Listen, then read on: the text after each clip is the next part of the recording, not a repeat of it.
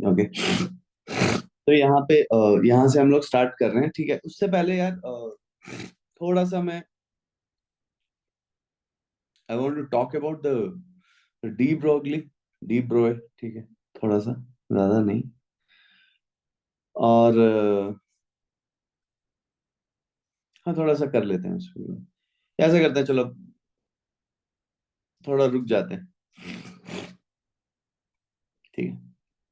और जितना करा है उसी से कंटिन्यू करते हैं। देखिए, अब ये नेक्स्ट है जो करना है, for any given series of spectral lines of atomic hydrogen, ठीक है। तो ये चेंज इन वेव नंबर है ये, ठीक है भाई। फिर से आ जाते हैं। तो वेव नंबर क्या है?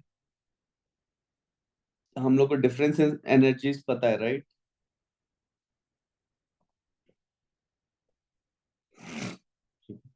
तो अगर मैं किसी भी डेल्टा ई को लेता हूँ, ठीक है, delta E between two levels, right?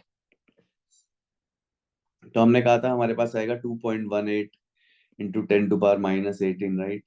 ये जूल्स में अगर हम लोग बात कर रहे हैं, 1/n1² माइनस 1/n2²। यहाँ पे n2 बड़ा होगा, राइट? क्योंकि ये सारी चीज पॉजिटिव हम कंसिडर कर रहे हैं, फिर हम वेवलेंथ वगैरह भी हम पॉजिटिव निकालते हैं, तभी ये नंबर पॉजिटिव आएगा। और डेल्टा ई को अगर मैं hc/λ रख दूं, तो ये मेरे पास आ जाएगा 2.18 इंटू 10⁻−18, और फिर से 1/n1² माइनस 1/n2²। और एच सी को मैं वहां पे ले जा रहा हूँ दूसरी साइड पे, 1/λ equal to 2.18 into 10⁻−18 by H C, right? और फिर से 1/n1² माइनस 1/n2² कर दे रहा हूँ, ठीक है। ये है। और ये तो हाइड्रोजन के लिए हुआ। और उसके साथ फिर मेरे पास क्या आ जाएगा, एक एडिशनल चीज क्या आ जाएगी?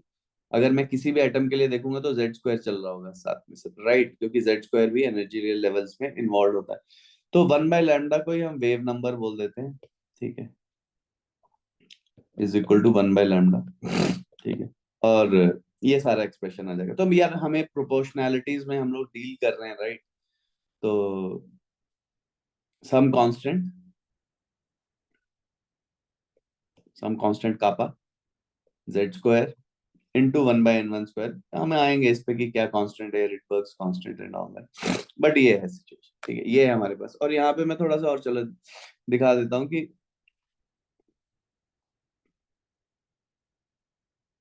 ये रहा भाई। तो ये सबसे पहले तो देखो, इस बोहर का जो हमने वो करा है, वो तो जो बोहर का उनके पास लाइंस आ रही थी, तो उसको एक स्विस मैथमेटिशियन ने ऐसे फिट कर दिया डाटा में, ठीक है। स्कूल टीचर थे ये, जोहान्स बाल्मर, ठीक है। तो इसीलिए इनको बाल्मर वो कहा जाता है, ठीक है। तो ये इन्होंने ऐसे फिट कर दिया कि भैया ये तो इस सिंपल फॉर्मूले में ऐसे करके फिट हो जाएंगे, ठीक है। यहाँ पे हाँ, ठीक है। तो फिर उसके बाद जो स्वीडिश फिजिसिस्ट था जोहान्स रिडबर्ग, ठीक है, उसने कहा कि एक जनरलाइज फॉर्मूले से ही हम इसको फिट कर देंगे। तो ये देखो, ये है वार्मर रिडबर्ग इक्वेशन, ठीक है। 1/λ इक्वल टू आर इन्फिनिटी है, क्या रिडबर्ग्स कांस्टेंट है, ठीक है। और यहाँ पे तो ये इसके लिए है, तो यहाँ पे हम Z² भी लगा देंगे, क्योंकि अभी भी इन्होंने वैसे करके नहीं किया, आगे करके है क्या? हाँ। फिर बोहर ने इसी को मॉडल को एक्सप्लेन किया है, ठीक है। बोहर अब एसेंशियली क्या बोल रहे हैं, बोहर ये कह रहे हैं कि भैया एनर्जी लेवल्स होते हैं, ठीक है। और जब क्या इलेक्ट्रॉन जो है एनर्जी एब्जॉर्ब करेगा तो ऊपर वाले ऑर्बिट में चला जाएगा, ठीक है, ऊपर वाले एनर्जी लेवल में चला जाएगा। और जब वो गिरना शुरू होएंगे, तो उसके बाद जब गिरेंगे तो एनर्जी क्या करेंगे, एनर्जी एमिट करेंगे in the form of electromagnetic radiation, ठीक है। एनर्जी कैसे एब्जॉर्ब भी इलेक्ट्रोमैग्नेटिक रेडिएशन की फॉर्म में हो रही है, और एमिट भी कैसे हो रही है energy, it is getting emitted also in the form of electromagnetic radiation। और देखो, अलग अलग ट्रांजिशन के यहाँ पे देखोगे तो n = 1 ऊपर वाले किसी भी लेवल से जब वो गिर रहा है, ठीक है, ऊपर वाले किसी भी लेवल से अगर गिर रहा है, और वो गिर कहाँ पे रहा है, n = 1 पे अगर गिर रहा है, तो देखो इन्होंने सारे ये वायलेट बनाए हुए हैं। एक्चुअली में इसलिए बनाए हुए क्योंकि अल्ट्रा वायलेट रीजन में फॉल करेगा, ठीक है। उसे हम लोग लाइमन सीरीज बोल देते हैं, लाइमन सीरीज, ठीक है। लाइमन सीरीज क्या होंगे, अल्ट्रा वायलेट रीजन में फॉल करेंगे, ठीक है। फिर उसके बाद अगर आप ध्यान से देखें, तो n=2 में जब वो गिरेगा, यहाँ पे सारे ऊपर के लेवल से ये कहाँ पे गिर रहा है, n=2 पे, तो हम उसे क्या बोल देते हैं, बार्मर सीरीज बोल देते हैं। और बार्मर सीरीज कहाँ पे होते हैं, विजिबल सीरीज में, ठीक है। बार्मर किसमें है, विजिबल में। देखो अल्ट्रावायलेट बार्मर, जब वो 1 में गिर रहा है तो अल्ट्रावायलेट है, ठीक है। 1 में, ये देखो ये 1 वाले सारे वायलेट बनाए हुए हैं उन्होंने, ठीक है। तो ये अल्ट्रावायलेट है। अगर ऊपर से गिर रहा है कौन से लेवल पे, एनर्जी लेवल 2 पे, तो क्या है, बार्मर सीरीज है, वो विजिबल है। फिर उसके बाद n=3 में अगर गिर रहा है तो इंफ्रारेड है, ठीक है। इसी को इसने ऐसे भी, इन्होंने ऐसे बता रखा है, सर्कुलर और एलिप्टिकल ऑर्बिट्स लेके, ठीक है। ठीक है, ये प्लेनेटरी मॉडल में ही थे अभी जनता, ठीक है, right. And that is going to change very soon. और देख सकते हैं n=3 पे भी गिर रहा है, ठीक है। लाइमन बार्मर पास्चन ब्रैकेट, ठीक है, ऐसे करके चलता है, ठीक है। तो पास्चन सीरीज आ जाएगी n=3 के कॉरेस्पॉन्डिंग, ठीक है। तो ये इंफ्रारेड रीजन में गिरेगा, तो ये है भाई आप। और हम ऐसे देख सकते हैं कि यार हमारा ऐसे होता था, UV, right, CGX UV IMR, right. तो देखो ये अल्ट्रावायलेट में गिर रहा है, फिर विजिबल में गिर रहा है, फिर इंफ्रारेड में गिर रहा है। बस ये 3 रीजन्स हैं जिनकी हम बात कर रहे हैं, ठीक है।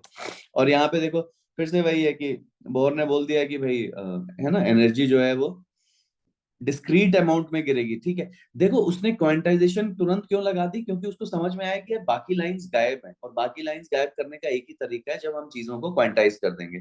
तो बोहर ने क्या बोला, बोहर ने कहा कि भैया ऐसा है कि एंगुलर मोमेंटम जो है वो क्वांटाइज्ड है, that is just a fancy way to say that energy is quantised, okay. Angular momentum को उसने क्वांटाइज कर दिया, तो ये सिचुएशन है। और यहाँ पे एक जनरलाइज फॉर्मूला दे दिया, और हमने जो डिराइव किया उसमें वो फॉर एनी एटम है, तो हमें पता है कि यहाँ पे Z² भी लगा देंगे तो हमारा काम बन जाएगा, ठीक है।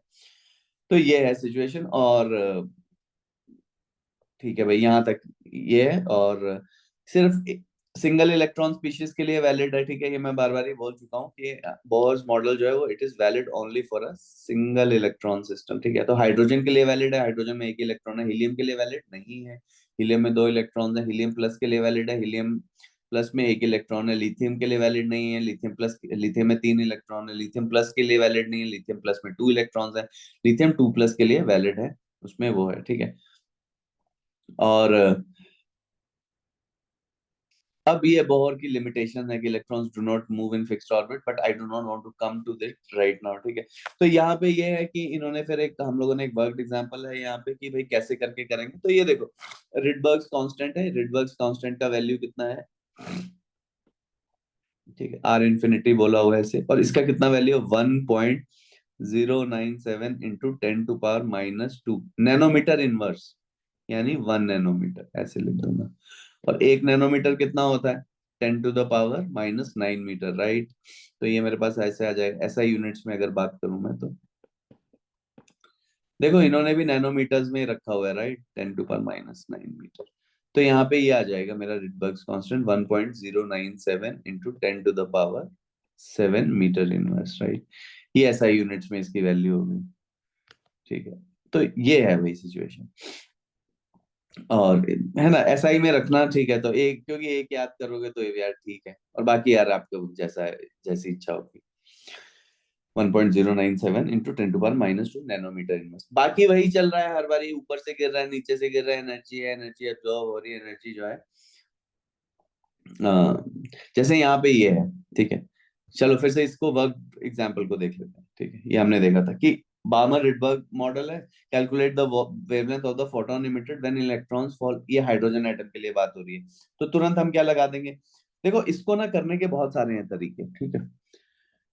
चलो मैं बताता हूँ। एक तो ये जनरल तरीका है, ठीक है, ये वाला ए, 1/λ = Rydberg's constant for hydrogen atom. कई बुक में RH लिखा होता है, कई बुक में R इन्फिनिटी लिखा होता है, ठीक है।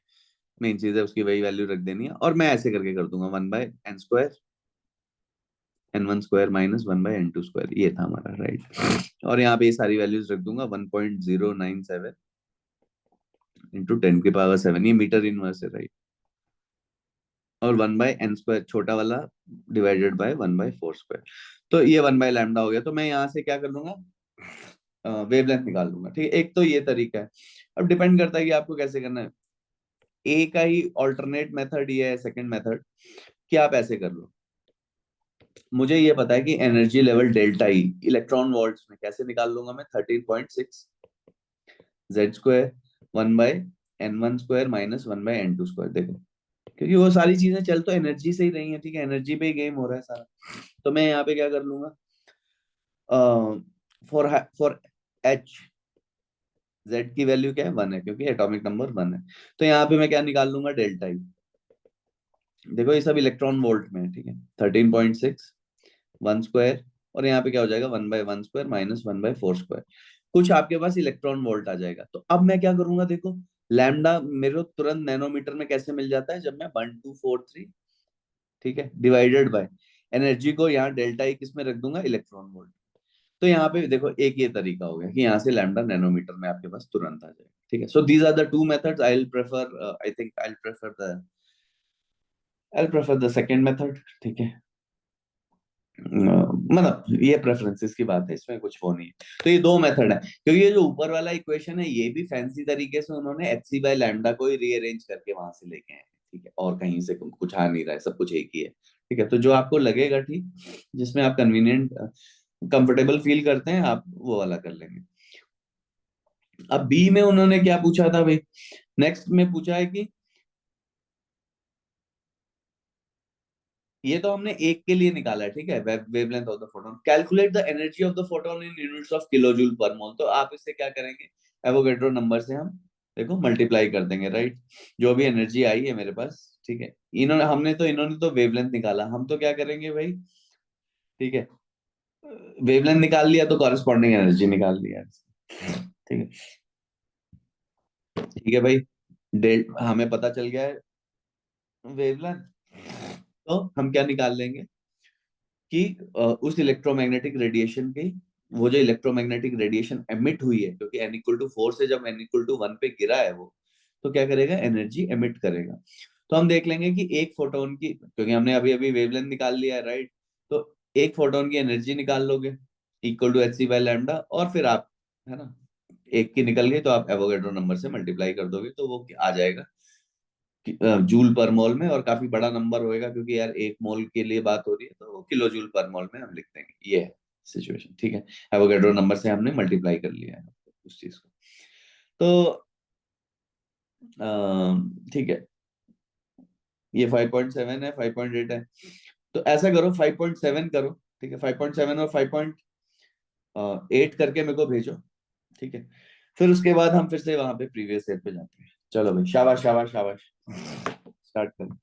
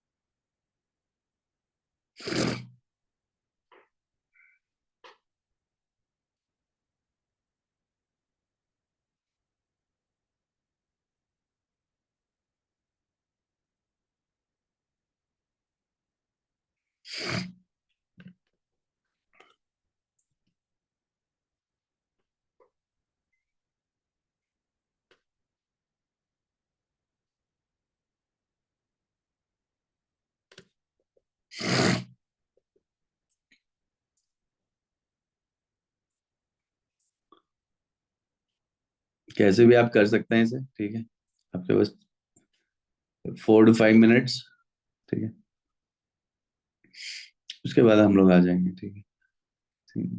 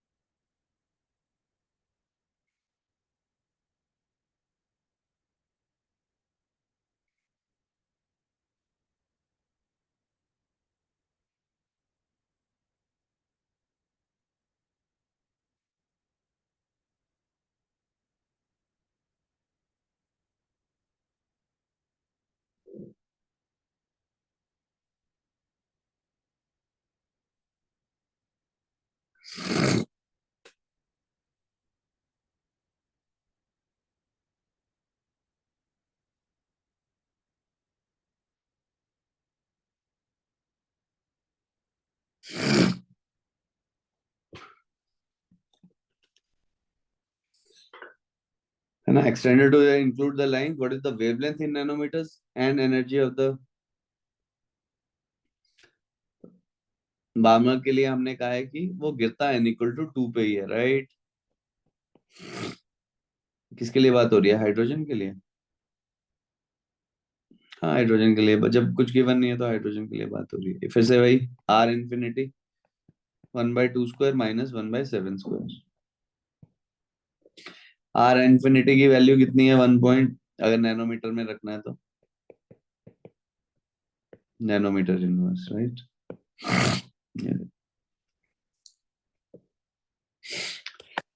कैलकुलेटर्स हैं ही आपके पास, भेजे मेरे को क्या आ रही है वैल्यू, ठीक है।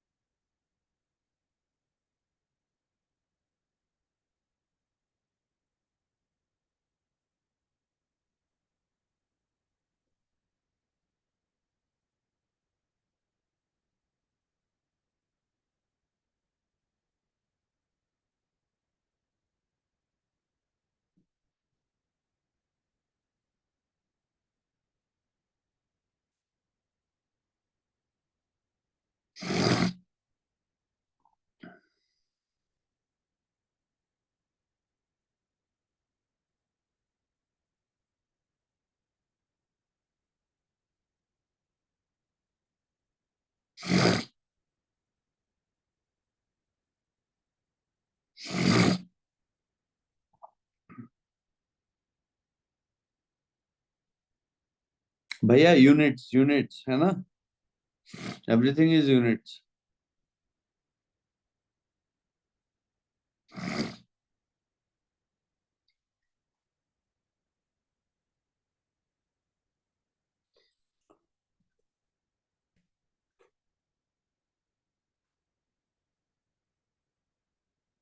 आई थिंक अथर्व ये गलत है answer, please check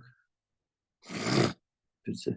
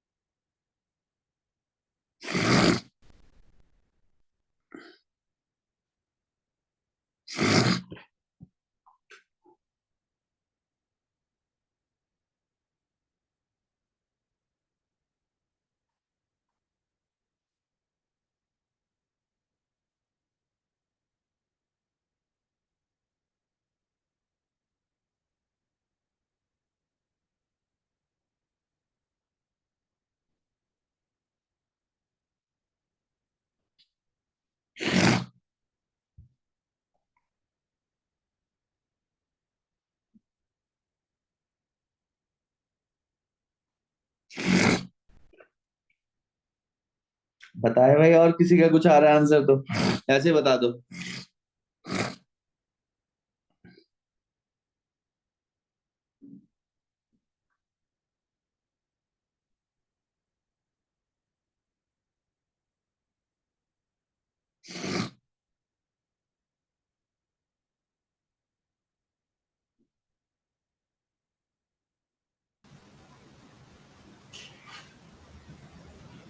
sir for wavelength मुझे मिला 3.96 इंटू 10 पावर -7। नैनोमीटर में बताएं जरा।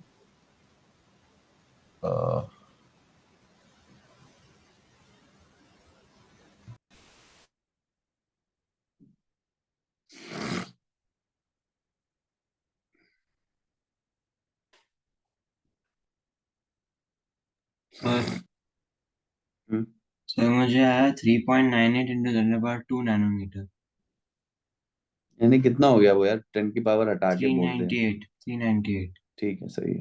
I got 396। हाँ हाँ, ठीक है, वही है, ठीक है, 397, ठीक है, सही है। अदर।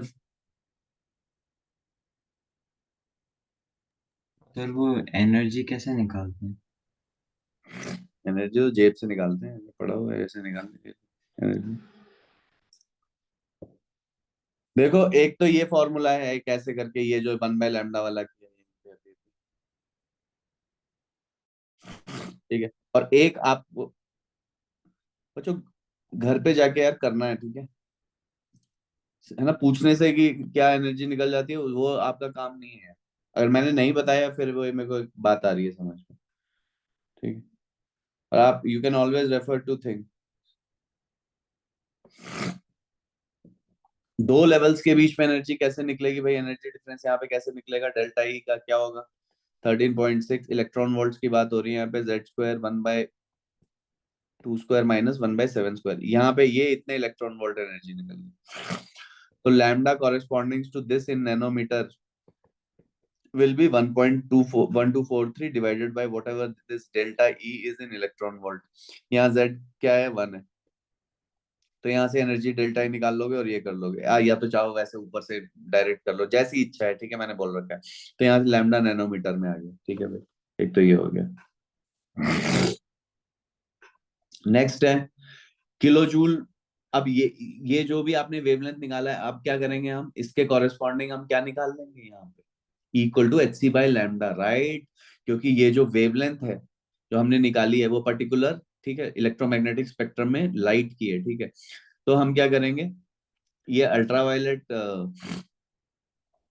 लाइट है, तो हम क्या कर लेंगे भाई इसके लिए, हम इसके लिए लैम्डा पता है, तो इक्वल टू Hc/λ से मेरे को एनर्जी निकाल ली यार मैंने, यही सेम देखो ये जो है, ठीक है, वो जो किया है उसने यहीं पे वही पूछा है, ठीक है, ये है ना, ये एलन पैलन नहीं है कि पढ़ाते कुछ है और फिर पूछ कुछ और लेते हैं।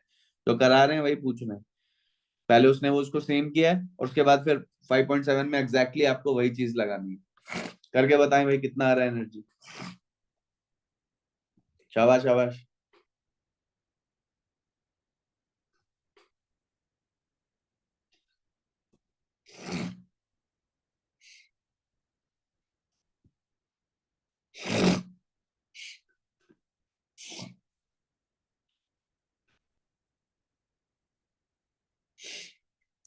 अच्छा बैठे मत रहो, है ना, बारात में नहीं आए हो तुम अपनी। आंसर चाहिए मेरे को सबसे।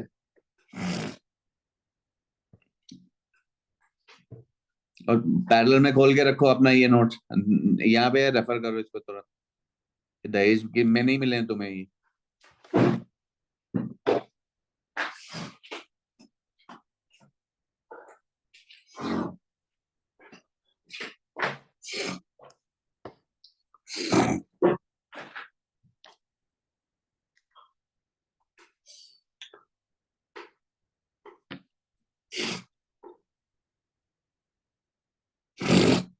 चले भाई, 2 मिनट है, फटाक से करें इसे। फिर उसके बाद 5.8 है, ये भी करना है। सर इसका आंसर क्या था? पता नहीं यार, ये वेवलेंथ का हाँ। Lambda 397 nanometre. तो मेरा है 397 नैनोमीटर 5.7। हाँ हाँ वही है भाई, 397 नैनोमीटर।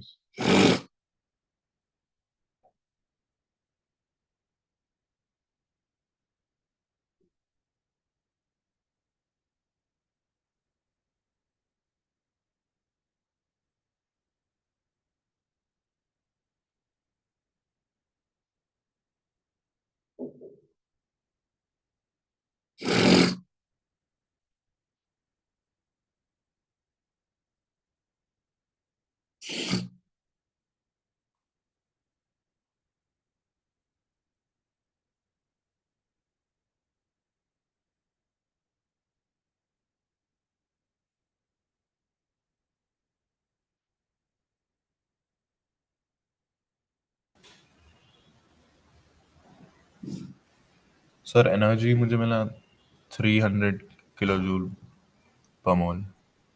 कितना मिला है? 300। 300 kilo joule per mole. Okay.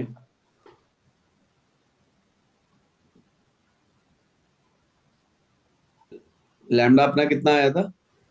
Lambda was 3 97, right? हाँ 397।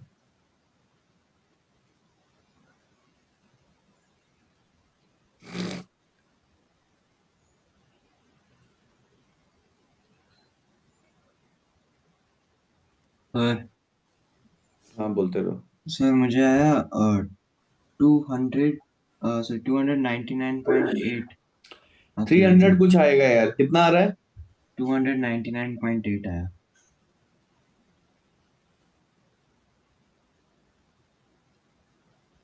और किसका अभी पहले इससे पहले कितना आया था?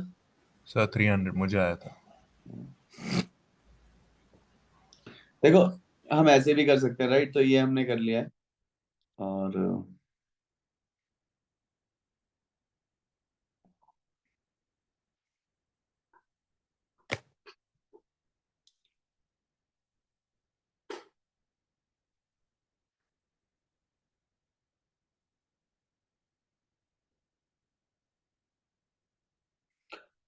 30 पॉइंट ये है, 4 का पावर लगेगा। हाँ, मेरा आ रहा है 301.5758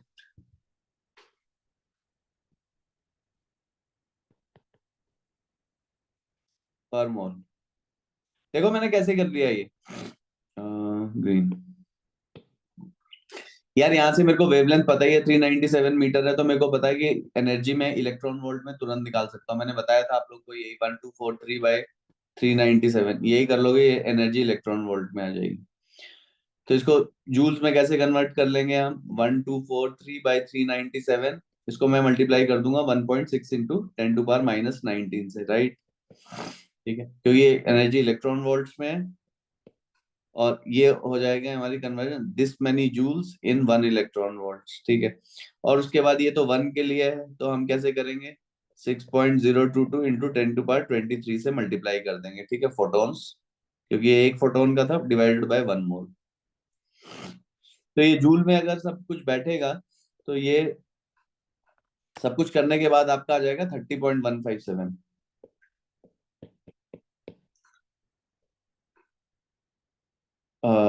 जूल्स पर मोल, और 10⁻4 भी आएगा।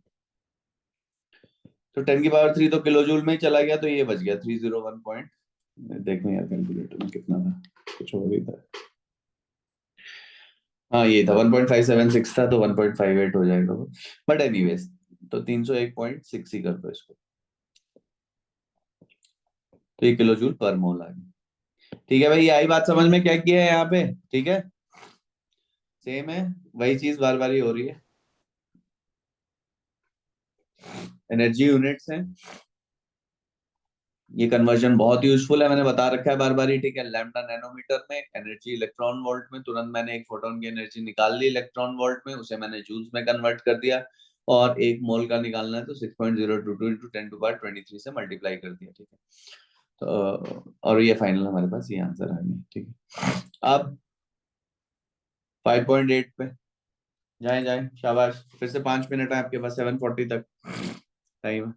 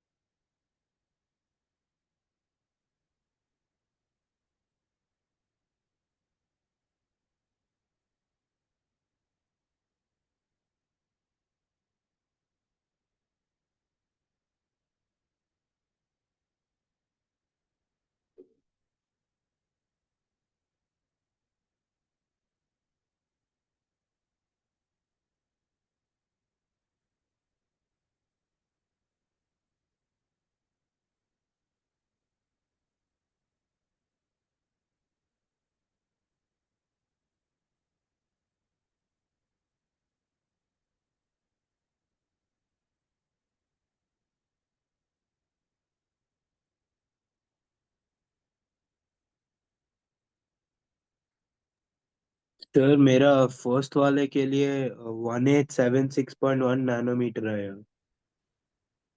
कितना आया है? 1876.1। सही है, 1875 नैनोमीटर, ठीक है भाई। Good, good.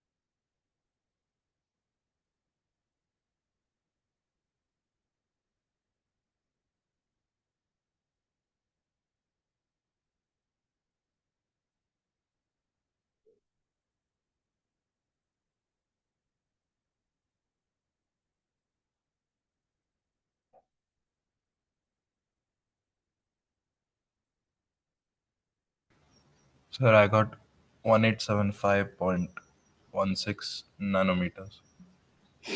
1875 आ रहा है ना? Yeah. आगे नेक्स्ट। भैया बहुत स्पीड में नहीं कर पा रहे हो यार, तुम बहुत ही स्लो है यार ये। ठीक है, तुम लोग तो ऐसे बैठे हो जैसे बारात में आए हुए, कैलकुलेटर्स तुम्हारे पास हैं, सब कुछ है, ये वेवलेंथ तुमसे कैलकुलेट होने में घंटों लग जाते हैं यार। अगला।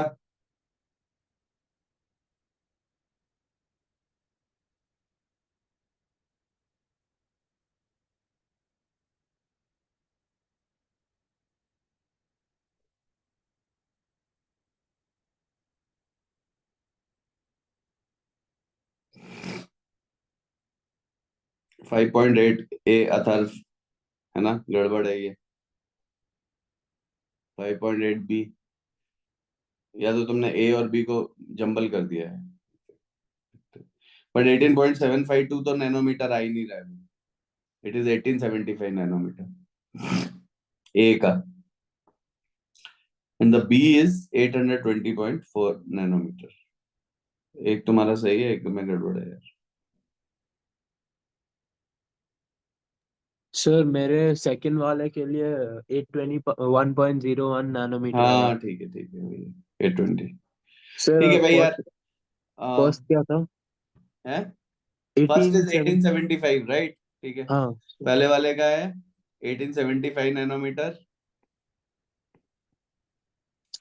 और बी वाले का है 820.4 नैनोमीटर।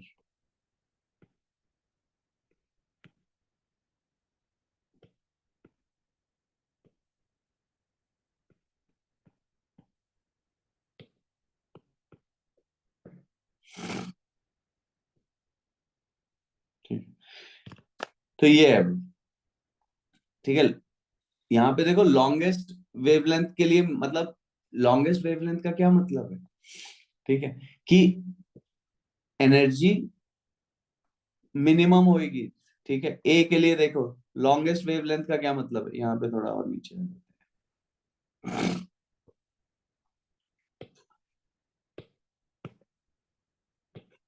हमें पता है कि delta E is equal to H nu, right. ये है हमारे पास सिचुएशन,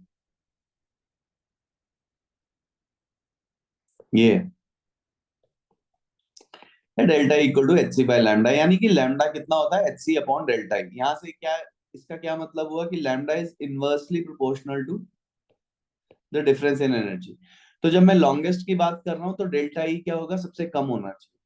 लैम्डा अगर लॉन्गेस्ट है, it implies delta E is least, right, is least. तो तो आप ये देखोगे कि वो कौन से लेवल्स के कॉरेस्पॉन्डिंग है, कौन से लेवल्स के कॉरेस्पॉन्डिंग आएगा भाई, ये बताएं। लॉन्गेस्ट वेवलेंथ के लिए m इक्वल टू 3 है, ठीक है, वेयर m इक्वल टू 3, तो कौन सा नेक्स्ट करेंगे हम लॉन्गेस्ट वेवलेंथ के लिए इंफ्रारेड 4। सीरीज में, सबसे लीस्ट कब होएगा। 4 जब होगा। ठीक है, क्लियर है, क्योंकि आप ये देख रहे हो कि ऐसे करके 1 है, 2 है, फिर ये गैप्स कम होते जा रहे हैं, 3 है, यहाँ पे 4 है, तो वो वापिस आके उसे गिरना है। ठीक है, तभी तो एनर्जी एमिट होगी, तो ऑब्वियसली 4 से गिरेगा तभी ये लीस्ट होएगा। ठीक है, इमिडिएटली ऊपर से गिरे। और लैम्डा शॉर्टेस्ट के लिए क्या हो जाएगा, it implies delta is max. तो वो कहां से गिर रहा है उस केस में, इंफिनिटी से गिर रहा है, क्योंकि वही n इक्वल टू इंफिनिटी से ही वही गैप क्या होगा, सबसे बड़ा होगा, राइट। तो ये यहाँ पे फंडा चल रहा है शॉर्टेस्ट और उसका। ठीक है, हम क्या करेंगे, रिलेट करेंगे ऐसे करके। ठीक है यार, वेव लाइक प्रॉपर्टीज में आ गए हैं, तो थोड़ा वेव लाइक प्रॉपर्टीज अब डिस्कस करके फिर ही प्रीवियस ईयर पे चलते हैं। तो यहाँ पे ये है कि डी ब्रॉगली ने किया क्या है? अभी तक हमने ये देखा कि लाइट जो है, लाइट को हम लोग वेव सोचते थे, right, it was an electromagnetic wave. यही कहानी हम लोगों ने सुनी थी, सुनाई गई थी कि पहले न्यूटन ने कहा कि नहीं वो पार्टिकल है, लेकिन उसको तुरंत रिफ्यूट कर दिया, because there was observe to be interference and diffraction which are wave like properties. ये यंग और हाइजेंस ने ये एक्सपेरिमेंट करे। फिर मैक्सवेल आए, उन्होंने कहा कि light is an electromagnetic wave, उसमें है ना इलेक्ट्रिक फील्ड और magnetic field they are mutually perpendicular, वैसे चल रहे हैं। ठीक है, तो अब यहाँ पे क्या हो गया कि म्यूचुअली परपेंडिकुलर चल रहे हैं। फिर उसके बाद अचानक से क्या हुआ, आइंस्टीन आए, उन्होंने कहा कि भैया फोटो इलेक्ट्रिक इफेक्ट तो तभी एक्सप्लेन हो सकता है जब हम लाइट को क्या मानेंगे, लाइट को एक पार्टिकल मान लें फिर से। That was excuse, that was the full circle. ठीक है हाँ, वो फुल सर्कल था मतलब। तो अब ये शॉक लगा और ऐसा ही पाया गया डुअल नेचर है। तो डी ब्रॉगली थे, डी ब्रॉगली ने एकदम रिवर्स क्वेश्चन ये पूछा कि कहीं हम जिनको हम सोचते हैं कि पार्टिकल्स हैं, ठीक है, तो उसने ये पूछा कि अगर लाइट जो है वो मैटर की तरह बिहेव कर सकती है, तो क्या ऐसा तो नहीं है कि मैटर भी लाइट की तरह, यानी वेव की तरह बिहेव कर सकती है, राइट। कहीं ऐसा तो नहीं है, पर मैटर इज वेव लाइक। अब भाई ने क्या किया, equal to H C by lambda और equal to M C square, इन दोनों को इक्वल कर दिया। ठीक है, इन दोनों को उसने इक्वेट कर दिया, मतलब उसने ये काम किया, उसने आइंस्टीन का एक फंडा उठाया और एक ये फंडा उठाया, ठीक है, इन दोनों को इक्वेट कर दिया।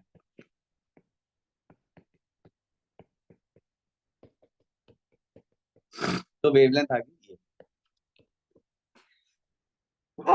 और किसी भी इन जनरल, ये तो लाइट के लिए C speed of light, right? In general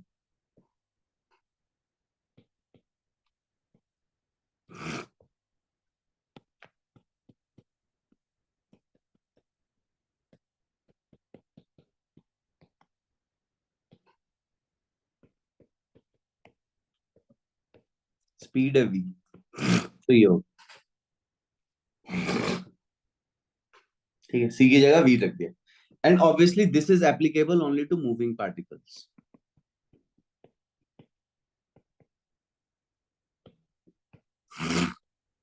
applicable only to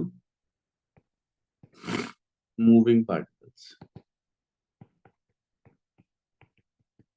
ठीक है, क्योंकि b जीरो रख दोगे तो ये नहीं कि लैम्डा इंफिनिटी हो जाएगा, ठीक है, और वो बहुत सारे वेवलेंथ एमिट करने लग जाएगा, ऐसा नहीं, सिर्फ मूविंग पार्टिकल्स के लिए। अब बच्चों मैं इसमें ना कुछ चीजें आपको बताना चाहूंगा, देखें ध्यान से बहुत।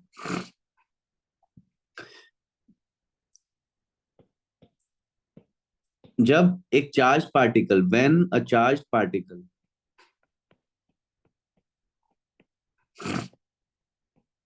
पार्टिकल हैविंग चार्ज q, कितना चार्ज है उसका, q, is accelerated through a potential difference v,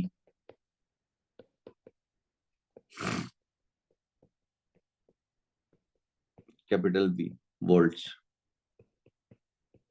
ठीक, एक्सेलरेट कर तो ऑब्वियसली यार वो कुछ काइनेटिक एनर्जी गेन करता है, तो क्या होता है वो, थोड़ा और पढ़ोगे इलेक्ट्रोस्टैटिक्स में, पर मैं अभी पहले बता, चार्ज इनटू पोटेंशियल डिफरेंस, ये इसकी एनर्जी, तो it gains a kinetic energy, work done is equal to this much, ये वर्क एनर्जी थ्योरम, ठीक है, work done is this much and that appears as the change in kinetic energy. यहाँ से ये बहुत ही इंपॉर्टेंट है। यहाँ पे क्या है, ये कैपिटल V क्या है, पोटेंशियल डिफरेंस है, स्मॉल v क्या है, यहाँ पे वेलोसिटी है ना, ठीक है, ये स्पीड है ना, ये ध्यान है ना, वेलोसिटी, तो ये हो गया। अब देखो हमने कुछ टाइम पहले ये देखा था कि मोमेंटम को, लीनियर मोमेंटम को हम ऐसे लिखते हैं p equal to M V, और मैंने बोला था कि काइनेटिक एनर्जी को हम यहाँ से ऐसे लिख सकते हैं p square by 2m, right? ये सब बहुत इंपॉर्टेंट फॉर्म्स है।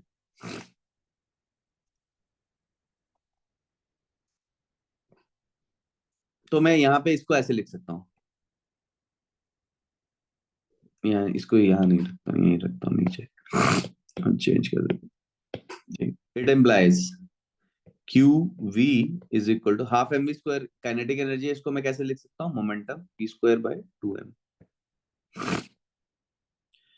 तो यानी इसका क्या मतलब हो गया, P square is equal to 2 mass of this charge particle, right,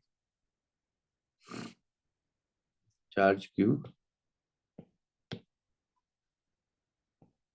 mass m and charge Q. तो पी स्क्वायर को मैं क्या लिख सकता हूँ, 2m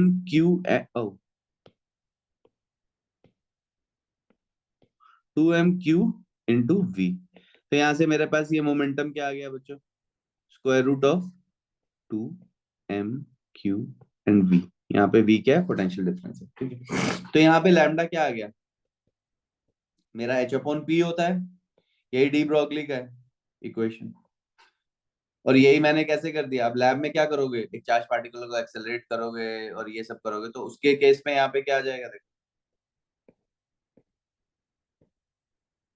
राइट, तो ये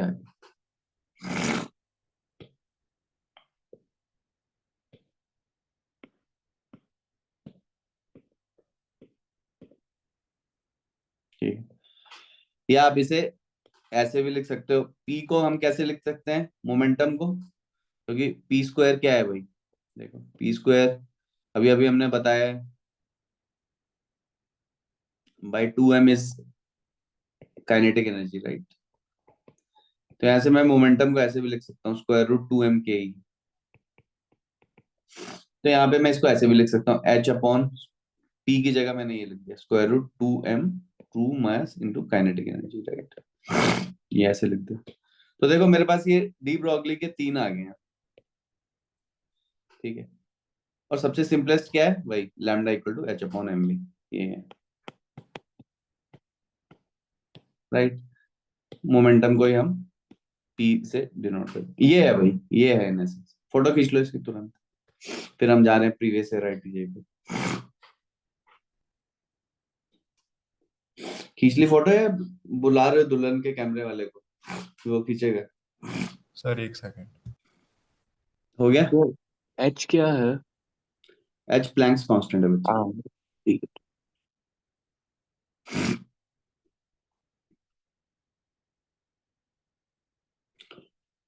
now we are back to the playing field, ठीक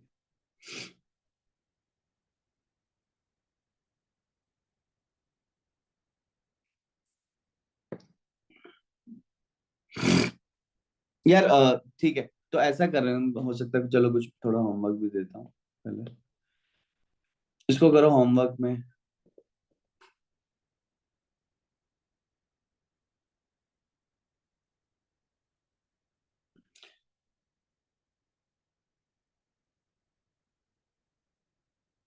या चलो यार यही करते हैं, ठीक है, यही करो, 7th करो, 9th करो और 10th करो, 7 9 10। चलो भाई शाबाश, शुरू हो जाओ।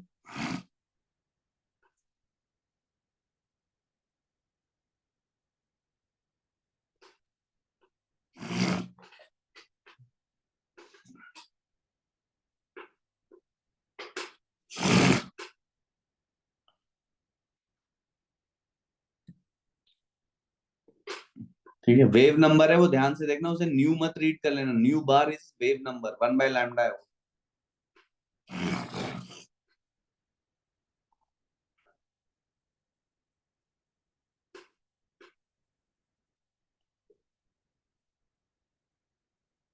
So nu bar is nothing but 1/λ, which is equal to Rydberg's constant into 1/n square minus n1 square minus 1/n2 square। तो वो मैक्सिमम और मिनिमम फ्रीक्वेंसीज की बात कर रहे हैं, ठीक है, for any given series.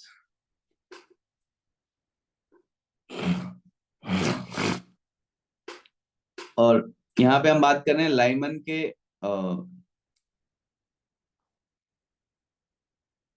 Lyman के मैक्स और मिन का डिफरेंस निकाल लो पहले, ठीक है। तो और बार्मर के मैक्स मिन का डिफरेंस निकाल लो, राइट? और उनकी रेशो लेनी है फिर।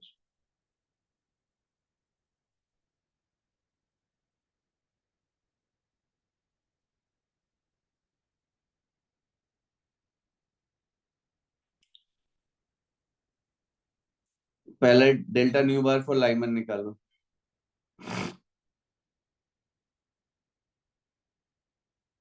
Max wavelength will correspond to minimum energy. पहले लाइमन के लिए मिनिमम एनर्जी वाला का निकालो।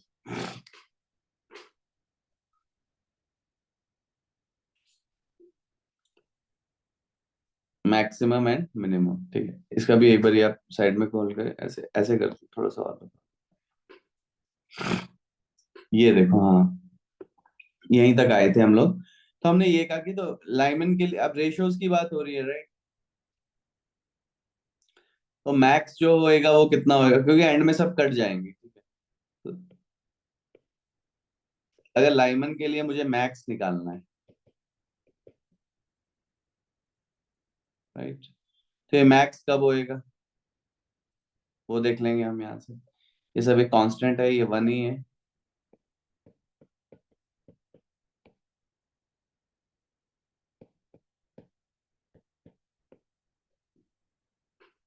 ये इसको वैसे ही रहने देता हूँ यार, इतना करना है।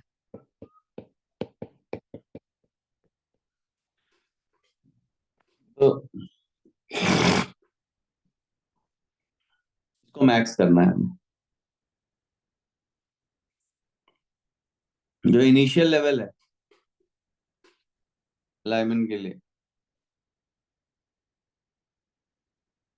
गिरेगा किस पे? 1 पे ही गिरेगा।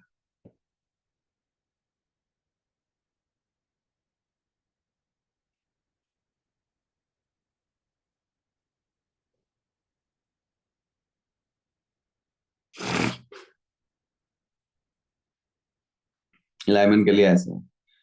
अब मैक्स और मिन के लिए हमें देखना पड़ेगा भाई कैसे होएगा, मैक्स और मिन हम कैसे करेंगे, राइट?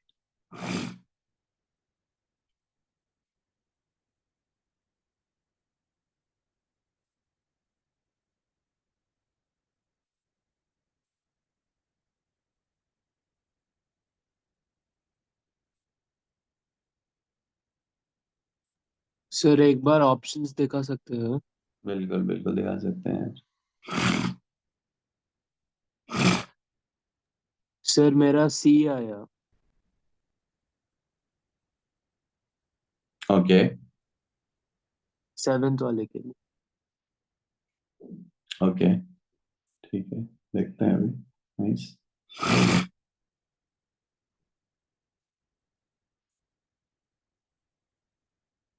ठीक है।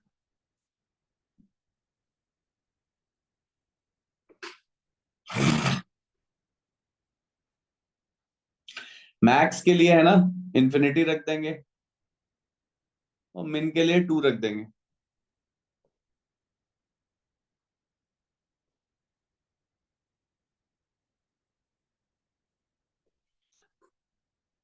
n1 तो फिक्स्ड ही है, तो मैक्स के लिए क्या होगा? अब हम यहाँ पे कुछ माइनस है ना टर्म, तो अगर ये 0 माइनस होगी तो वो मैक्स हो जाएगा सीधे, देखो ना, घटा ही नहीं रहे अब हम इससे कुछ, तो n2 को इन्फिनिटी रख देंगे, राइट? ठीक है।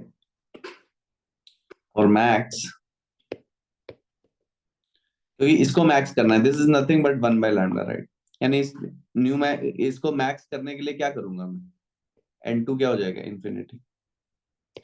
फॉर मिन कहाँ से गिरेगा वो?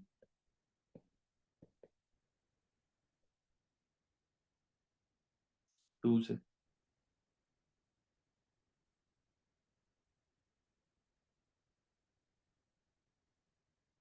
राइट? यहाँ पे ये हो जाएगा।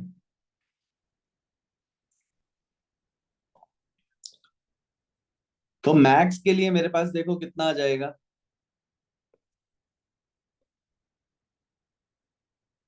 लाइमन मैक्स सम के, और के सम कापा। मिन के लिए कितना आ जाएगा? 2 पुट करते ही 1 माइनस 1/4, 3/4 कापा। तो इस केस में ये एक कापा आ जाएगा, इस केस में न्यू लाइमन, ये छोड़ो यार, न्यू डैश ही कर देता हूँ मैं, न्यू एल, ये आ रहा है 3 कापा/4, राइट?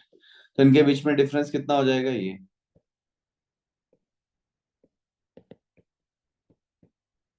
एक यहाँ से ये आ गया। देख रहे हो, मैंने कोई वैल्यू वैल्यू सब्स्टिट्यूट करने में विश्वास नहीं कर रहा हूँ।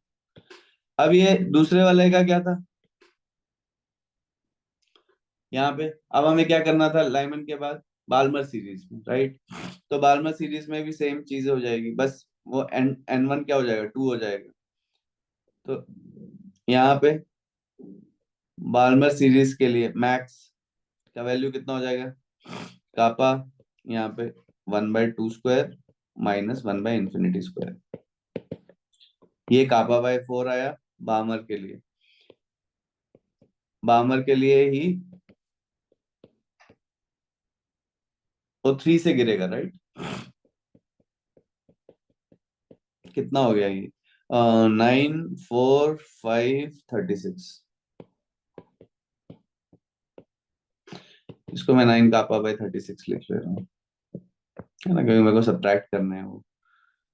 तो डेल्टा बामर के लिए कितना हो गया? 4 कापा/36।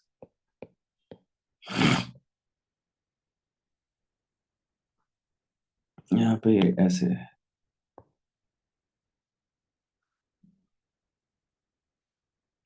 ठीक है।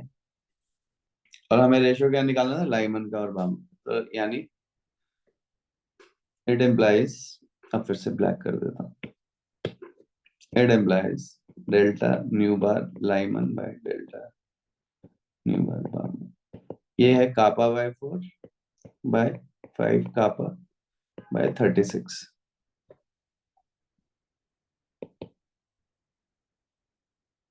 अरे मेरा तो कुछ और आ रहा है यार, 9/4 नहीं आ रहा मेरा,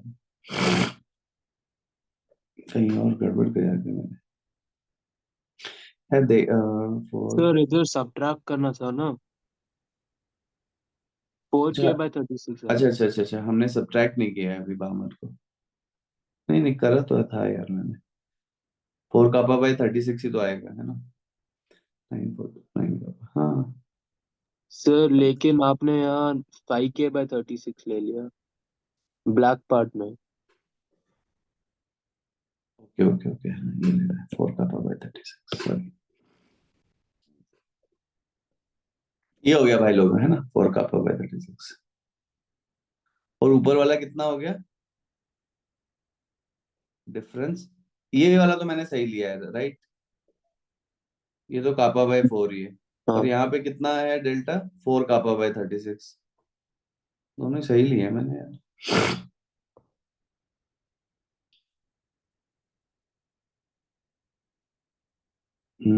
कहाँ गया है? कोई बात नहीं यार, कहीं पे ऐसे ही छोटा एरर हो रहा है कहीं पे। मैक्स क्या इनटू इन्फिनिटी है, न्यू बार कापा रख दिया मैंने, ठीक है, उतना ही आ रहा है। इस केस में फिर मैं 2 रखूंगा तो 1 -1/4, 3 कापा बाय 4 आएगा, कापा माइनस है, ठीक है, यहाँ तक तो ठीक है भाई, ये कापा बाय 4 तो सही है लाइमन का, ठीक है, यहाँ इतना ही रखना है। अब बार्मर के लिए क्या रखना है, 2 स्क्वायर, यानी ये कितना है, कापा बाय 4 है, ऊपर नीचे 9 सब ठीक है। और यहाँ से कितना है कापा, 1 बाय, बार्मर है 2 के लिए गिर रहा है, 1/4 माइनस 1/9, 36, 5 कापा बाय 36 ही है। और इसमें सब्ट्रैक्ट करूंगा मैं, 4 कापा बाय 36 ही आ रहा है मेरा, सब कुछ ही तो वैसे ही आ रहा है यार, है ना। निकालना क्या है अभी देख लेते हैं, ये निकालना है ना जो निकाल रहे हैं। डेल्टा न्यू लाइमन और डेल्टा न्यू बार।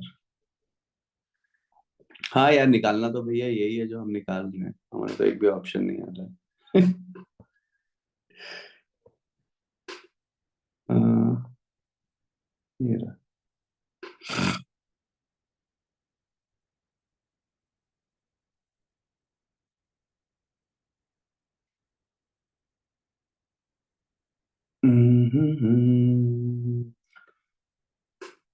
ठीक है भाई, होना तो यार अभी तक तो मेरे को तो कोई एरर, या तो यार आप लोग थोड़ा कोई एरर पॉइंट आउट करो तो कुछ होएगा मेरा। मैक्स इनटू इन्फिनिटी मैंने पुट करा है, 1/न्यू बार निकाल लिया है कापा,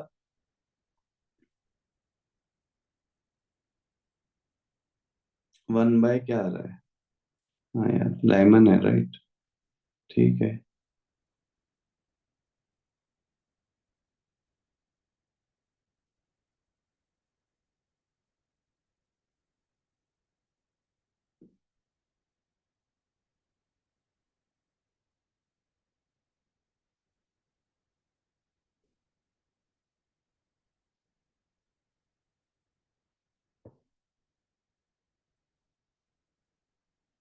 ठीक है। बामर के लिए पहले वाला आएगा कापा बाय 4, ठीक है। दूसरे के लिए आएगा 5 कापा बाय 36, ठीक है।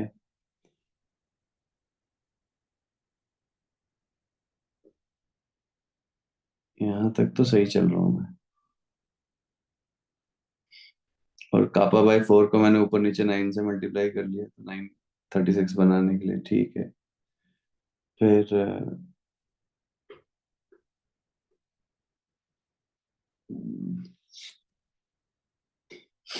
कैलकुलेशन में तो यार मेरे को कुछ नहीं गड़बड़ लगे नहीं रहा, बट आई थिंक यही कहीं मैंने करा होगा।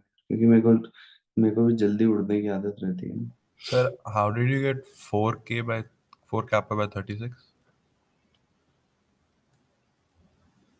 यार मैंने इन दोनों को सब्ट्रैक्ट किया ठीक, अच्छी। है ना,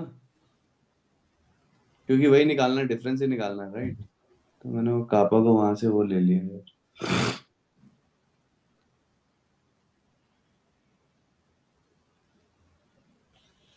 ये तो कापा बाय 4 ही आ रहा है अभी, पहला तो ये कापा बाय 4 ही है, और ऊपर नीचे मैंने मल्टीप्लाई कर दिया तो 9 कापा बाय 36 हो गया। और यहाँ से अगर मैं कर रहा हूँ तो कापा 1/4 माइनस 1/9, 5 कापा बाय 36। ठीक है भाई, यहाँ तक तो कैलकुलेशन ही चेक करनी है यार हमें, इससे ज्यादा हम कुछ नहीं कर सकते। अगर मेरा कहीं कैलकुलेशन में गड़बड़ है तो ठीक है ना, तो फिर आगे चलेंगे और क्या। तो मेरा तो ये आ गया, और बार्मर के लिए फिर मैंने सब्ट्रैक्ट कर दिया बाय 4।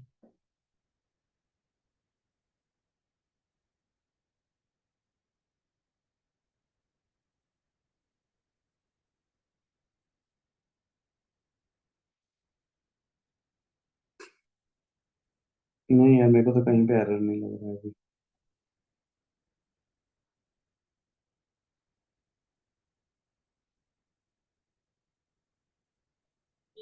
नहीं नहीं, अपना ही सही है यार, है ना, सब कुछ सही है अपना। कापा से कापा, और ये हो गया। हाँ हाँ, अपना सही है यार। बिल्कुल बिल्कुल यार, है ना। इसमें कुछ अपना ऑप्शन जैसा है क्या? 36/16 कहीं है? नहीं। 36/16 और कितना हो जाएगा भाई सिंप्लीफाई सर करके? 9/4। नहीं नहीं, एक सेकंड। 36/16, 2 से कटा, 4 से कट जाएगा। 4, नहीं नहीं, 4 से नहीं कटेगा। 2 से काटने से 2 से काटें तो क्या हो जाएगा? 18/8, फिर से और काटो 9/4। हाँ, कट तो रहे यार, वही आ गया। ठीक है भाई, यही है, पता नहीं हम क्या कर रहे थे। ठीक है भाई, यही यही आया था मेरे ख्याल से, है ना। किसी ने बोला तो था शायद, विवान ने बोला है, किसने बताया था? 9/4 हाँ सर। यही आ रहा है ना, यही अपना भी आ रहा है यार, यही तो आ रहा है, 36/16 ही तो आ रहा है। मैं 4 से 4 को कैंसिल कर दे रहा। ठीक है। तो यार हमेशा देखो, इससे कोई फर्क नहीं पड़ता यार अगर आप गलत शॉट, इसलिए मैं हमेशा इंसिस्ट करता हूँ जूल पर मॉल और ये लिखने में ना, क्योंकि आप यार, अब जैसे मैं यहाँ पे ये कर रहा हूँ, ठीक है, क्योंकि मेरे को बहुत जल्दी जल्दी है, ठीक है, आपको भी जल्दी जल्दी होगी, तो हम ऐसे कर देते हैं तुरंत, ठीक है, वो नहीं कर रहे हैं यार। ठीक है, सुबह सुबह का टाइम है, आधा आप सोए हो, तो 36/16 है, और वही आ गया है ना, 4 से उड़ा दिया मैंने से, राइट। तो 9:4 हो गया, ठीक है भाई, ये हो गया। तो यार एक तो हमने ये कर लिया, देख रहे हो इसमें भी कुछ नहीं है, आपको सीधे सीधे जो जो बोल रहे हैं, देखो एटॉमिक स्ट्रक्चर का यही यही ब्यूटी है, कि आपको जो जो वो बोलेंगे, आपको वैल्यूज पुट करते जाओगे और आपके वही आंसर आते जाएंगे। ठीक है, ये मैं अपने टाइम पे भी यही करता था, अगर आपको समझ में भी नहीं आ रहा है तब भी अगर आपको फॉर्मूलाज भी ध्यान है तो आप वही पुट करोगे तो आंसर आ जाएगा। नेक्स्ट देखो, ये बहुत ही मस्त क्वेश्चन है, और ये एक्चुअली में 2019 मेन में आया है, उससे पहले ये जेई एडवांस में आया था शायद, इसी का वेरिएशन। ठीक है, थोड़ा सा देखें इसे, ठीक है, कि if the de Broglie wavelength of the electron in the nth orbit of the hydrogen atom is equal to this, then the value of n by z is, ठीक है, ये है मेन चीज। ठीक है, तो यार इसमें भी थोड़ा सा मैं आपको बता देता हूँ कि क्या गेम होएगा, ठीक है, क्योंकि अभी हमने अभी अभी जस्ट डी ब्रॉगली डिस्कस किया, कहाँ पे डिस्कस किया? पीछे डिस्कस किया उसमें,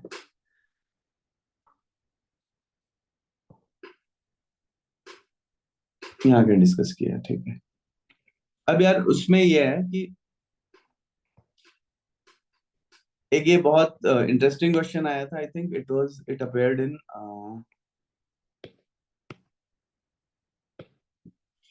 IIT, if I remember correctly, 1994 में आया था, आई थिंक।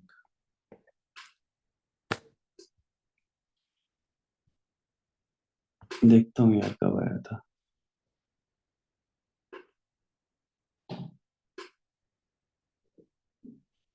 हाँ नहीं 1994 का देखते हैं कुछ है।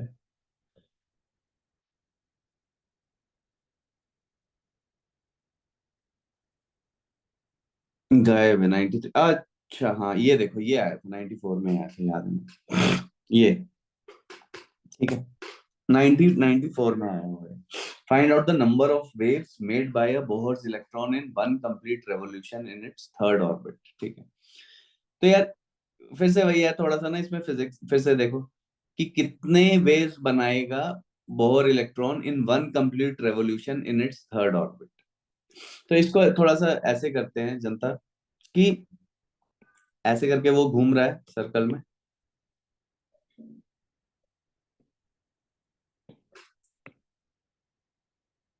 ठीक है तो और इसका रेडियस है, ठीक है आर रेडियस पे घूम रहा है।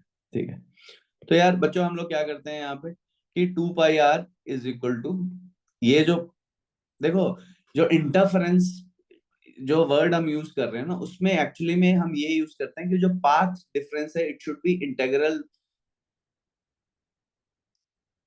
B an integral multiple of wavelength. मतलब अगर ये एन लैम्डा है पाथ डिफरेंस तो कंस्ट्रक्टिव इंटरफेरेंस होगी, और अगर डिस्ट्रक्टिव इंटरफेरेंस तब होगी जब एन प्लस हाफ लैम्डा। अगर आपको समझ में नहीं आ रहा तो फिर से बिल्कुल एकदम टेंशन नहीं लेनी है, ठीक है मैंने शुरू में बोला बहुत जंपी है यार, ठीक है लेकिन ये सब कुछ आप अभी साउंड वेव्स में पढ़ोगे, फिर आप फिजिक्स में, और उसके बाद आप पढ़ोगे ऑप्टिक्स में, ठीक है वेव ऑप्टिक्स में कंस्ट्रक्टिव और डिस्ट्रक्टिव इंटरफेरेंस के लिए एक एन लैम्डा अगर इंटेग्रल वेवलेंथ के मल्टीपल में चीजें हो रही हैं तो हम सीधे बोल देते हैं कि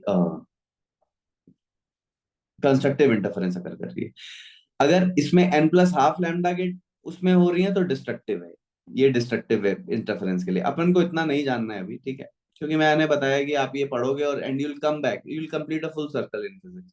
but for the mean time, और ये भी आप है ना जो भी ये क्वेश्चंस अभी हम कर रहे हैं यार, ये आप आईआईटी के लिए तो आप सब कुछ पढ़ के ही अपेयर करते हो ना, ऐसा थोड़ा है कि चैप्टर 2 के बाद ही आप आईआईटी के, तो इसलिए ये क्वेश्चन थोड़ा सा वैसे है पर फिर भी हम कर रहे हैं एक बार देखना। तो 2 pi R should be equal to N lambda, ये है कि वो रेडियस है और वो वेवलेंथ है, और साथ में हमें पता है कि lambda equal to H upon M V, ये डी ब्रॉगली ने ये भी दे रखा है, ये है कहानी, ठीक है तो यार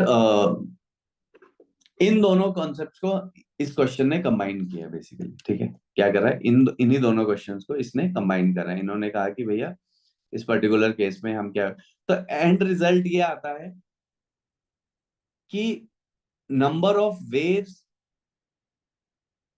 is going to be same as the जिस ऑर्बिट में ये रोटेट कर रहा है, ठीक है नंबर ऑफ वेव्स कितने हो जाएंगे, सेम उतने ही हो जाएंगे जो जिस वाले में ये रोटेट कर रहा है।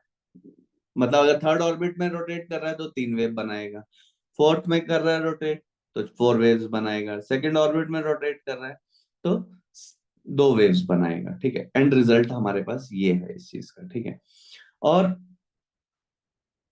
अगर आप देखोगे 2 pi R equal to N lambda, और यहां से तो अगर मैं यहां से अगर लैम्डा को एच अपॉन एम वी रख दूं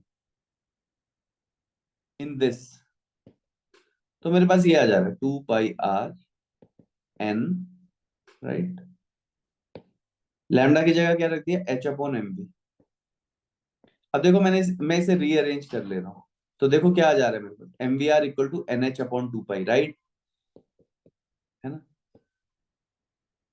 तो यहाँ पे सीधे सीधे क्या मत ये देख रहे हो, ये वही है बोहर का क्वांटाइजेशन, देखो रहे हो इन दो हम दो चीजों को कंबाइन करके, है ना जबकि ये बाद में आया है बोहर की थ्योरी पे, है ना आफ्टर बोहर।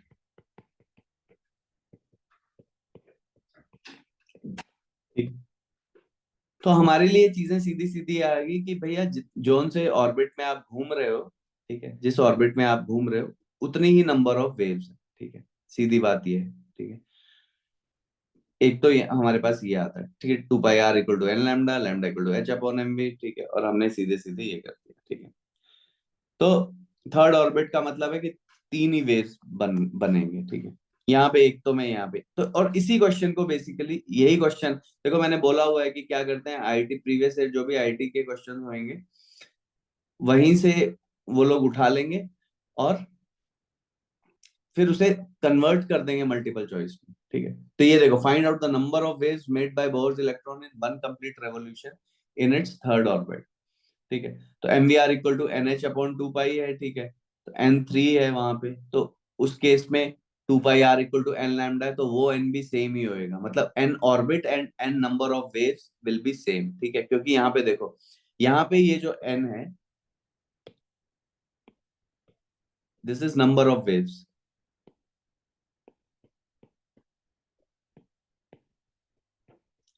ठीक है। क्योंकि ये पार्ट डिफरेंस की इंटरफेरेंस चीज से आ रहा है कि ये इतना पार्ट डिफरेंस है, this is left hand side पे पार्ट डिफरेंस है, that is equal to N lambda. इसको मैं हटा देता हूँ यहाँ से डबल बॉक्स को, और ये इसी को रीअरेंज कर देते हैं तो ये आ रहा है, और यहाँ पे ये एन सेम नहीं है, मतलब ये जो एन है यहाँ पे क्या है, एन इज ऑर्बिट। लेकिन हम यहाँ से क्या देख सकते हैं कि और ये एन क्या है, यानी ये सेम है, तो यानी यहाँ से हम क्या कंक्लूड कर रहे हैं कि number of waves is same as number of orbits. ये कहानी है, ठीक है, ये मैंने आपको बताई है, ठीक है। जो भी, अब हम लोग आ रहे हैं उस क्वेश्चन पे जो अभी हम कर रहे थे।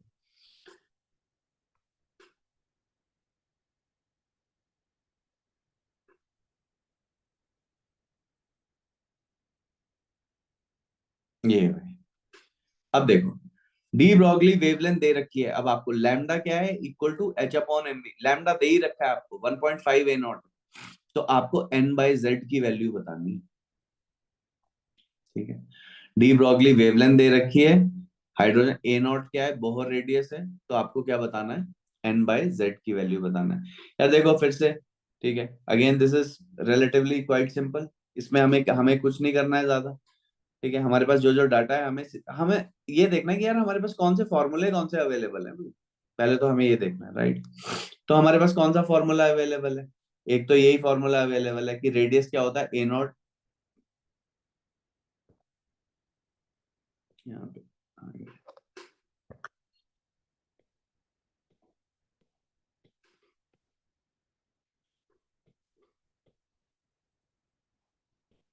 एक तो ये होता है radius equal to a naught, a naught को बोहर रेडियस बोलते हैं, और इसका वेरिएशन क्या है, n square by z. A naught कितना है बच्चों, है ना, 52.9 पिकोमीटर या 0.529 एंगस्ट्रॉम्स, ठीक है। ये हम लोगों ने डिराइव करा था, मैंने बताया था लास्ट लेक्चर में। तो एक तो ये है मेरे पास, साथ में मैंने आपको अभी अभी ये बताया है कि नंबर ऑफ वेव्स क्या हो जाएंगे, number of waves is equal, या इंटरफेरेंस का ही फिर से लिख लेते हैं कि वो जो सरकमफेरेंस है that is equal to integral number of wavelength, यहाँ से, ठीक है, two pi R equal to N lambda है, ठीक है। तो मेरे पास ये आ गया, it implies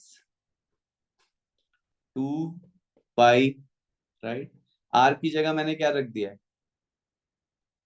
A naught N square by Z is equal to N lambda. N से एन कट गया बच्चों, two pi A naught N upon Z is equal to lambda, right. और लैम्डा हमें गिवन है 1.5 ए नॉट, लैम्डा इक्वल टू कितना given है, 1.5 ए naught, a not क्या है, बहुत रेडियस, ये गिवन है,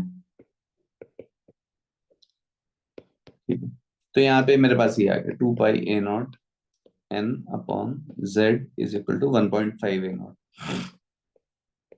देखो मैंने बार बार ही बता रहा हूँ, इतना एकदम बिल्कुल परेशान मत होना, ठीक है, क्योंकि आप ये पूरा फिजिक्स में पढ़ोगे और आप ये सब जो है ना, एकदम से हमें वर्ड्स यूज करने पड़ जा रहे हैं, constructive interference, destructive path difference, ठीक है। कोई इतना परेशान होने की जरूरत नहीं है।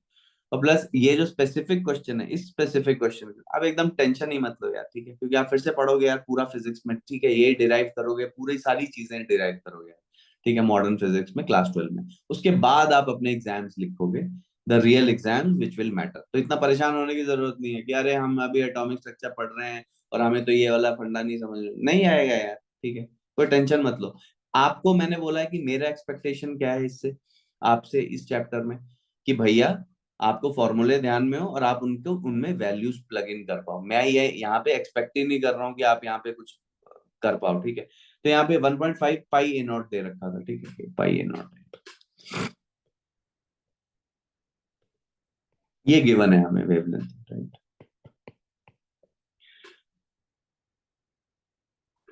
ए नॉट पाई, तो पाई ए नॉट दोनों साइड से कैंसिल हो जा रहा है, राइट? ठीक है, तो मेरे पास क्या बच जा रहा है, 2n/z equal to 1.5 which is 3/2। क्या निकालना है भाई, n/z या z/n? n/z ही निकालना।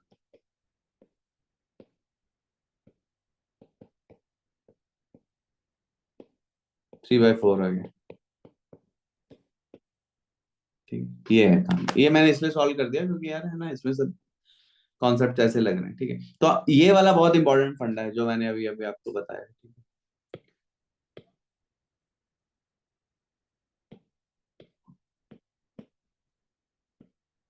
ठीक है, 2πr equal to n lambda, तो उसी को मॉडिफाई किया। देखो कुछ नहीं है इसमें, 2πr equal to n lambda है, बोर रेडियस की हमने a0n² सब्स्टिट्यूट कर दिया, बहुत बढ़िया। लैम्डा की वैल्यू हमें गिवन है, लैम्डा हमने सब्स्टिट्यूट कर दिया और हमारे पास ये फाइनल आंसर है। ठीक है, ये कौन सा क्वेश्चन था, 9th था। ठीक है, तो ये मैंने करके दे दिया, इसको घर पे जाके देख लेना तो हो जाएगा। अब आपको जो करना है वो क्वेश्चन है। चलो भाई शाबाश, 5 मिनट और बचे, ये क्वेश्चन कर लो।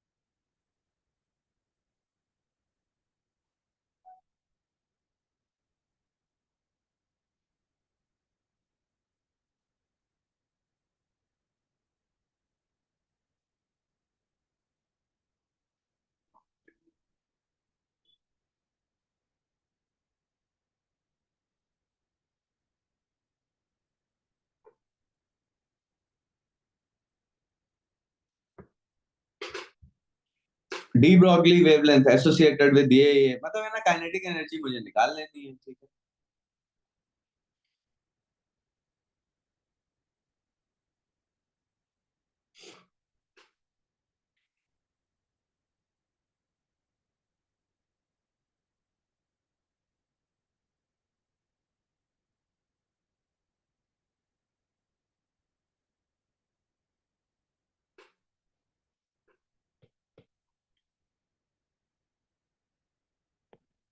इससे कर भाई लोगों, h nu equal to H nu naught plus k e max, max kinetic energy कितनी आ गई, h nu minus nu naught, यही के ई मैक्स है। अभी अभी मैंने क्या फॉर्मूला बताया है, h upon square root, momentum को हम ऐसे फैंसी तरीके से लिख सकते हैं 2m/ke, यानी वेवलेंथ को मैं क्या लिख सकता हूँ, H upon square root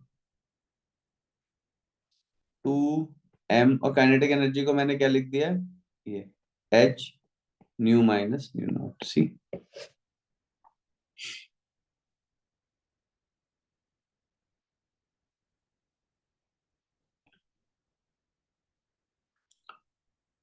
H constant है, मास कांस्टेंट है इलेक्ट्रॉन का, है ना, प्लैंक्स कांस्टेंट कांस्टेंट है, तो nu minus nu naught square root में है, तो यानी न्यू माइनस न्यू नॉट की पावर, या बेसिकली है ना, दिख ही गया हमें कौन सा वाला, राइट?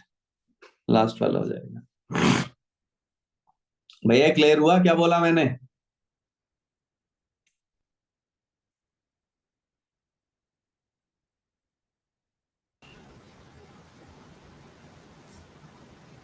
ये क्लियर है, lambda equal to H upon M b है। ठीक है, एम बी को हम कैसे लेते हैं, square root 2m kinetic energy. ठीक है, वही वही बन जाएगा वो। This is just a square root 2mk is just a fancy way of writing it, of writing momentum. P equal to square root 2m kinetic energy.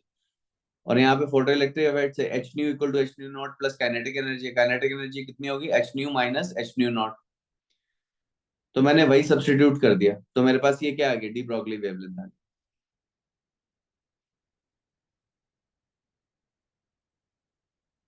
तो D बन गया। क्लियर है कि नहीं है? यस है सर। ना? क्लियर है ना? है ना? सीधा है यार ये तो सबसे सिंपल क्वेश्चन है। डी आंसर हो जाएगा इसका।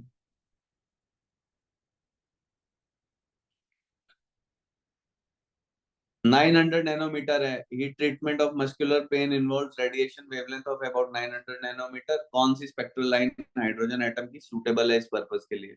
ठीक है, 900 नैनोमीटर है वो। तो इसके कॉरेस्पॉन्डिंग आप एनर्जी निकाल लो, फिर देख लो कौन से लेवल के कॉरेस्पॉन्डिंग वो एनर्जी कॉरेस्पॉन्ड कर रही है ना? ठीक, ऐसे कर सकते हो। एनर्जी कैसे निकालोगे? 1243/900 नैनोमीटर। वो इलेक्ट्रॉन वोल्ट में आ गई। फिर देख लो पास्चन की इलेक्ट्रॉन वोल्ट में कितनी एनर्जी है, ए की, बी की, सी की, डी की, वो आपको चेक करके देखना पड़ेगा। क्लियर हुआ ये फंडा? है ना? ठीक है, क्वेश्चन नंबर 12। ठीक है भैया, वेवलेंथ दे दी है, एनर्जी इलेक्ट्रॉन वोल्ट में निकल गई, वो देख लो वो एनर्जी पास्चन की, जैसे कि ये वाली ए के कॉरेस्पॉन्डिंग ये डेल्टा ई कितना होगा? 13.6। जेड तो 1 ही है, हाइड्रोजन एटम की बात हो रही है, तो इतने इलेक्ट्रॉन वोल्ट है। ये देखो ये कितने इलेक्ट्रॉन वोल्ट है।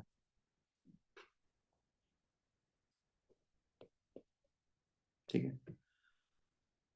तो हम ये देख लेंगे यार कि ये कितने इलेक्ट्रॉन वोल्ट है। तो हमें कितने इलेक्ट्रॉन वोल्ट की कॉरेस्पॉन्डिंग चाहिए होएगा हमें? हम देख रहे हैं यहाँ पे कि हमें ये इलेक्ट्रॉन वोल्ट मिले, 1243 डिवाइडेड बाय 900, इतने इलेक्ट्रॉन वोल्ट की एनर्जी है। यानी यहाँ से ये दो उड़ गए, कर ही लो यार, 12.43/9 है ना? 12.43 डिवाइडेड बाय 9, तो 1.38 इलेक्ट्रॉन वोल्ट के कॉरेस्पॉन्डिंग में ढूंढ रहा हूँ, राइट? किसके कॉरेस्पॉन्डिंग ढूंढ रहा हूँ? 1.38 इलेक्ट्रॉन वोल्ट के कॉरेस्पॉन्डिंग में ढूंढ रहा हूँ। तो ये वाला कितना आ जाएगा? पहले वाला ऑप्शन 25 और 9, 16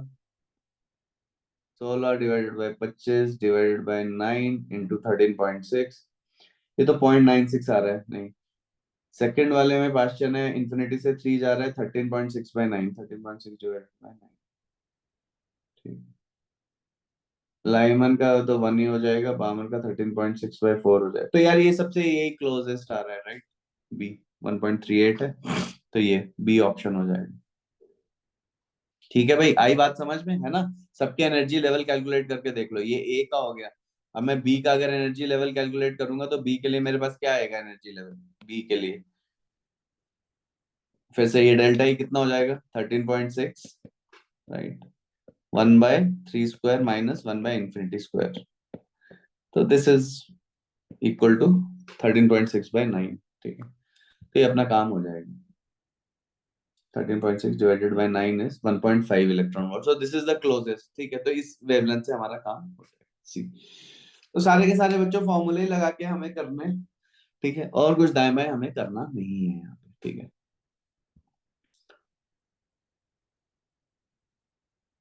ठीक है, will continue with these questions. ठीक है, बोहर मॉडल और इसी पे हम चलेंगे कुछ टाइम, जब तक हम ये और अच्छे से नहीं कर लेते, फिर उसके बाद हम मूव कर जाएंगे। ठीक है, ठीक है, ये क्वेश्चंस करना जरूरी है। ठीक है, और यार देखो जो जो क्वेश्चंस हम यहाँ पे करते जा रहे हैं, ठीक है, वीडियोस आपके पास बनते जा रहे हैं यार, क्वेश्चंस तो आप प्लीज यार घर जाके रिवाइज करो।